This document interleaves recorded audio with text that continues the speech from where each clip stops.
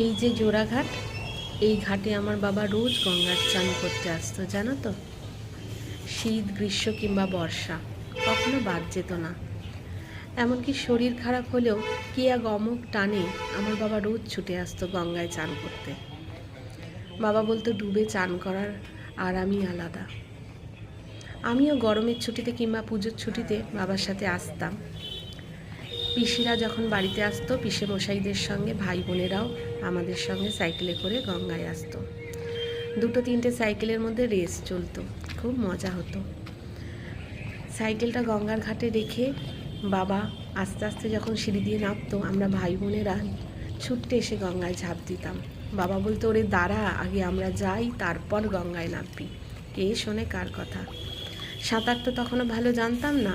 বাবা খুব চেষ্টা করতো আমাকে সাঁতার শেখানোর, আমি খুব ভয় পেতাম। যাই হোক, বাবা যখন জোর করে সাঁতার শেখাতো, সেই ভয় পাওয়া থেকে তখন মনে হতো আর পরদিন আসবো না, কিন্তু আবার আসতাম। এই দূরে যে ঘাটটা দেখা যাচ্ছে, লঞ্চ রয়েছে, এটা নৈহাটির ফেরি সার্ভিসের ঘাট। বাবা যখন অঞ্জলি ভরে সূর্যদেবকে জল দিত, তখন আমি ভাবতাম, যা, ওয়ার্নিং বেল পড়ে গেল, এইবার উঠতে হবে। চান করে বাবার সঙ্গে যখন উঠতাম সিঁড়ি দিয়ে, তখন সিঁড়ির শানগুলো গরম। বাবা গামছায় করে জল নিংড়িয়ে নিংড়িয়ে যে আগাছাগুলো হতো বা ঘাস, ছোট ছোট গাছ, ঘাটের ইঁটের ফাঁকে ফোকরে সেইগুলোতে জল দিত। ঘাটটা তো তখন এতটা সুন্দর বাঁধানো ছিল না। এই ঘাটেতে বিকেলবেলা হলে দাদু আসতো, বন্ধুদের সাথে গল্প করতো। দাদুদের একটা গ্রুপ ছিল।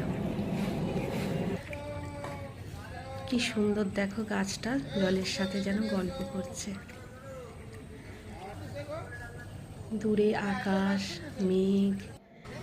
এই যে দেখছো ধাপিটা, আমি বসেছিলাম, এই ধাপিটাই আমার দাদু বসতো। আমিও সেদিন একটু বসে দেখলাম, যদি কিছু অনুভব করতে পারি। আজকে দাদু বা বাবা কেউ নেই, এই ঘাটটা রয়েছে। আর রয়েছে আমার অনেক স্মৃতি এই ঘাটটার সাথে। এটা হলো বঙ্কিম ভবন।